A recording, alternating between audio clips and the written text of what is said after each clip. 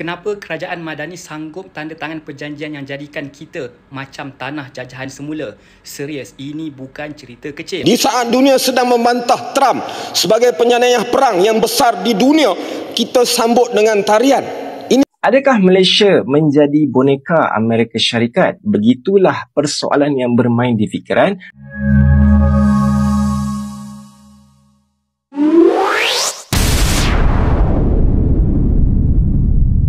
Kenapa kerajaan Madani sanggup tanda tangan perjanjian yang jadikan kita macam tanah jajahan semula? Serius, ini bukan cerita kecil. 26 Oktober lalu, Perdana Menteri Anwar Ibrahim sendiri menandatangani perjanjian dengan Donald Trump.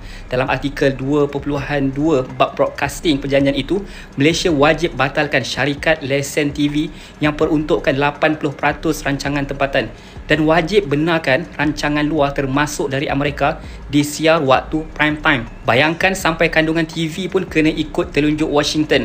Ini baru bab siaran, belum masuk lagi syarat GLC dan GLIC kena beli barang buatan Amerika. Persoalannya sekarang, adakah kita jual kedaulatan hanya kerana nak turunkan tarif 25% jadi 19%? Apa maknanya Malaysia Madani kalau akhirnya kita tunduk pada syarat penjajah moden? Saya Muhammad Firdaus Salihuddin, pengamal media di TV Pertiwi. Saya ajak anda buat video, sampaikan suara hati kita demi kedaulatan negara. Saya beralih pada poin yang ketiga, poin di petua. Mengenai perjanjian Malaysia-US ataupun dipanggil perjanjian perdagangan timbal balas. Dalam perjanjian yang baru dimeterai kebetulan minggu lepas ataupun 2-3 hari yang lalu ini, kita dapati ada beberapa perkara yang kita sifatkan sebagai berat sebelah. Banyak obligasi ataupun tugas yang Malaysia kena buat memberatkan kita, dan banyak perkara yang kita lihat beban kepada Malaysia tapi kurang bebannya kepada US. Sebagai contoh, disebutkan dalam perjanjian tersebut, kita membuka pasaran penuh kepada barangan Amerika. Hampir semua barangan daripada US tidak dikenakan cukai import ataupun cukai itu kadarnya lebih rendah.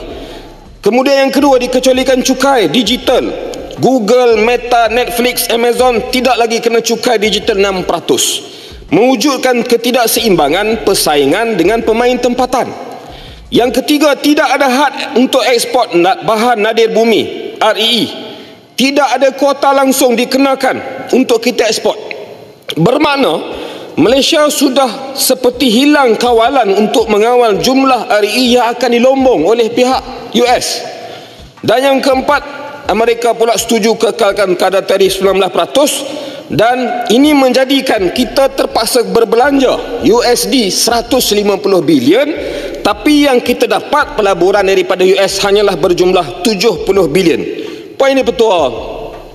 Orang datang kedai kita, patutnya orang mai kedai kita ni beli barang kita, tapi orang datang kedai kita ni jual barang dia, dan dia jual barang dia pula kita kena beli 150 bilion USD. Jadi berniaga apa ni? Kita jual barang tapi modal kita pun tak balik modal. Ini satu perjanjian yang kita sebut sangat berat sebelah. Tak padan kita pergi sambut dengan tari menari di airport sambut Trump, tak padan. Poin ini betul. Kita dapat keuntungan yang sangat sedikit, bukan setakat tak untung tapi tak balik modal. Poin ini betul. Saya juga ingin menegur, kenapa kita terlalu melampau menyambut dengan tari menari tersebut. 2015 Obama hadir ke Malaysia, tidak ada tarian. Itu menghormati hubungan diplomatik, kita terima. Tetapi mesej apa kita nak sampaikan kepada dunia di saat dunia sedang membantah Trump sebagai penyanayan perang yang besar di dunia, kita sambut dengan tarian? Ini perkara yang sangat tidak boleh diterima oleh rakyat Malaysia. Bayangkan macam mana anak-anak di Palestin melihat pembunuh emak ayahnya sampai ke bumi Malaysia disambut dengan tarian. Ini sangat mengguris perasaan kita dan perasaan mereka.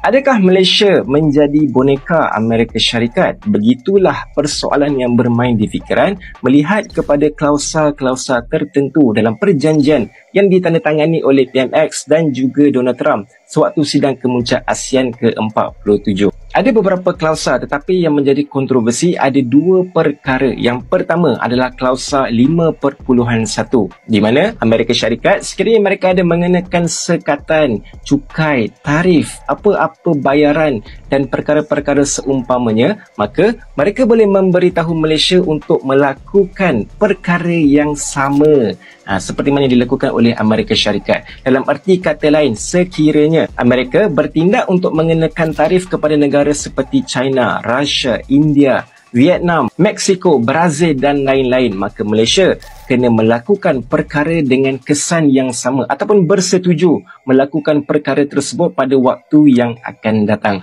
Mudah cerita, hilanglah keneutralan Malaysia dalam perdagangan dengan mana-mana negara. Dan ini akan menyulitkan banyak perkara tuan-puan. Apa yang AS mahukan, maka kita terpaksa ikut dan juga akur. Sebagai contoh, kita ambil BRICS terbaru. Timbalan Perdana Menteri Rusia baru sahaja menyatakan bahawa Malaysia telah memenuhi kriteria menjadi ahli penuh BRICS. Brazil turut menyokong kita menjadi ahli penuh BRICS dan kita maklum antara objektif BRICS adalah mengurangkan dominasi mata wang USD di dalam perdagangan global. Terlibat dengan BRICS adalah keputusan negara, tetapi sekiranya kita terpaksa akur dengan Amerika Syarikat, macam mana tu? Tak boleh lah. Boleh ke tak boleh nak terlibat dengan BRICS? Kemudian perkara yang kedua adalah berkenaan dengan perjanjian digital. Malaysia perlulah berunding dengan Amerika Syarikat sebelum bersetuju dengan mana-mana perjanjian digital dengan negara yang boleh menggugat kepentingan Amerika Syarikat. Digital di sini seperti cloud computing, cyber security, data center, digital ID dan lain-lain. Ini bermakna Amerika Syarikat akan tahu apa yang ingin dilakukan oleh Malaysia dan mereka boleh memberi tekanan-tekanan tertentu kepada kita. Mudah cerita, kita ni tak bebas nak buat apa yang kita inginkan. Ada lagi klausa-klausa lain seperti melibatkan unsur nadia bumi ataupun REE serta berkenaan dengan tarif boleh dinaikkan semula kepada 25% sekiranya Malaysia terlibat dengan perjanjian dengan negara yang boleh menggugat kepentingan Amerika Syarikat. Jadi begitulah tuan-puan sedikit sebanyak apa yang berlaku. Kita tunggu apakah respons ataupun maklum balas daripada pihak kerajaan. Perjanjian Perdagangan Malaysia-Amerika Syarikat ART umpama sudah serah telur dalam genggaman Amerika. Demikian tempelak bekas Menteri Ekonomi Datuk Seri Rafizi Ramli yang menyifatkan perjanjian ART sebagai langkah paling berisiko terhadap kedaulatan negara.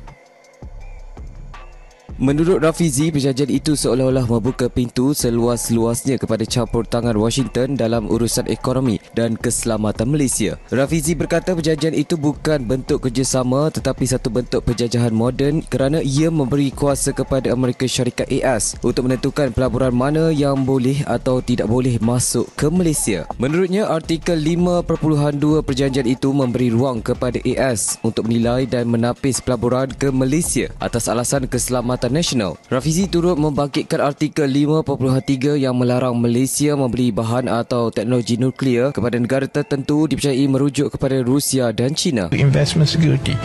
Ini maksudnya apa ni? Kalau dibaca secara keseluruhan dan perenggan 3 artikel 5.2 ini dibaca dengan berlatar belakangkan bahawa perjanjian ini is an alignment of Malaysian economic and security policies to be aligned with the US.